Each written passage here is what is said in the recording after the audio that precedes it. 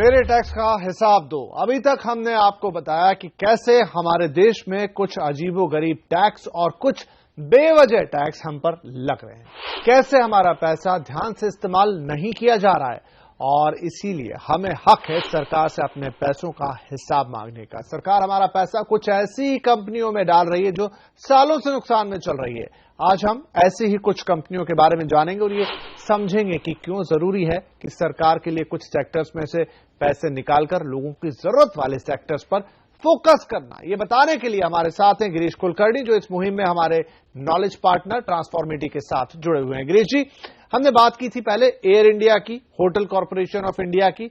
इनके अलावा और कौन से ऐसे पीएसयूज हैं जहां हमारा और आपका पैसा बर्बाद हो रहा है? देखिए, अलग अलग क्षेत्र में अलग अलग पीएसयू हैं जो अभी इनकी हालत अच्छी नहीं है। जैसे कि आप एक एग्जांपल देख लीजिए, HMT वॉचेस एक कंपनी है जो एक जमाने में बहुत अहम कंपनी थी और उसे एकदम उस वक्त पे उसको time keeper to the nation कहा जाता था उसको।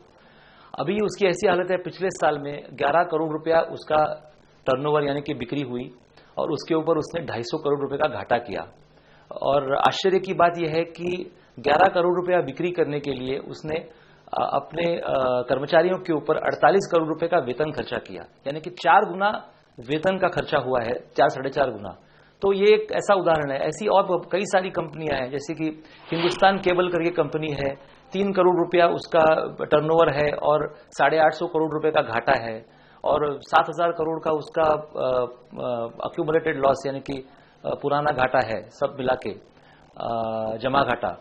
ऐसी कंपनी है या कि इंडियन ड्रग्स एंड फार्मास्यूटिकल्स, जो फार्मास्यूटिकल्स के क्षेत्र में 60 करोड़ टर्नओवर के ऊपर तकरीबन 175 करोड़ रुपए का घाटा किया और 7,000 करोड़ रुपए का तकरीबन उसका जमा घाटा है।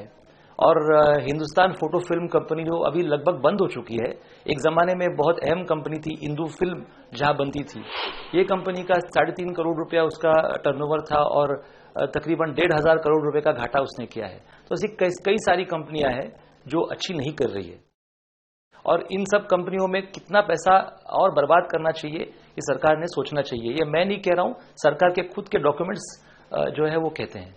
तो गिरीश जी, क्या सरकार को कंपनियां बंद कर देनी चाहिए और क्या सभी पीएसयू खराब ही कर रहे हैं और क्या सरकारी कंपनियों का होना ही अपने आप में गलत चीज है? देखिए, एक ये सवाल का हाँ या ना में जवाब देना थोड़ा मुश्किल है, क्योंकि अलग अलग किस्म के पीएसयू हैं।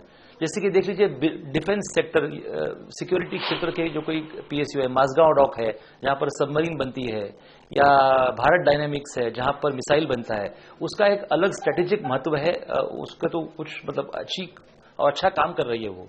इसी तरह से जैसे कि मोनोपोली कंपनीज है, जैसे कि पावर ग्रिड कॉर्पोरेशन है, या फिर ONGC या कोल इंडिया जो मोनोपोली नेचुरल रिसोर्सेज में काम कर रही है, ये सब इनका एक अलग जगह है।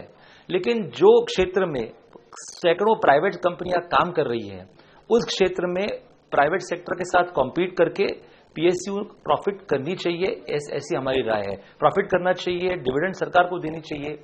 तो नहीं तो जैसे कि HMT का मैंने उदाहरण दिया, पुराने प्रोडक्ट है, तो ये सब चीज पुराने प्रोडक्ट जो कंज्यूमर को चाहिए ही नहीं, तो इसको मेंटेन करने में क्या मतलब है?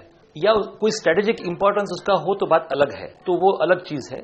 लेकिन ऐसा नहीं कि सारी पीएसयू खराब है। जैसे कि अब देख लीजिए, NTPC है, कंटेनर कॉर्पोरेशन है, इंडियन रेलवे कंस्ट्रक्शन है, काफी सारी पीएसयू अच्छा काम भी कर रही है। ऐसा नहीं है कि हर कंपनी में तकलीफ है, लेकिन कई पुरानी कंपनियां हैं जो अपने मार्केट के हिसाब से जो डेवलप नहीं कर पाई, नए प्रोडक्ट्स जो कंज्यूमर को चाहिए, इस सब जगह पे तकलीफ है। इस सब के बारे में ऐसा लगता है कि सरकार सोचना चाहिए कि और बर्बाद पैसा नहीं करना चाहिए इनके पीछे, और कुछ तरीका निकालना चाहिए इनको इसके बारे में ये मसला सॉल्व करने के लिए। धन्यवाद गिरीश जी। तो देख रहे हैं आप कि कैसे हमारे खून पसीने की कमाई पानी की तरह बहाई जा रही। तो सोच क्या रहे हैं? आवाज के फेसबुक पेज पर या फिर ट्रांसफॉर्मिटी के फेसबुक पेज पर जाएं और सरकार को बताएं कि कहां करना चाहिए उन्हें आपका पैसा इस्तेमाल। हम फिर हाजिर होंगे, लेकिन कुछ और चौंका देने वाले आंकड़ों के साथ। आप देखते रहिए CNBC आवाज।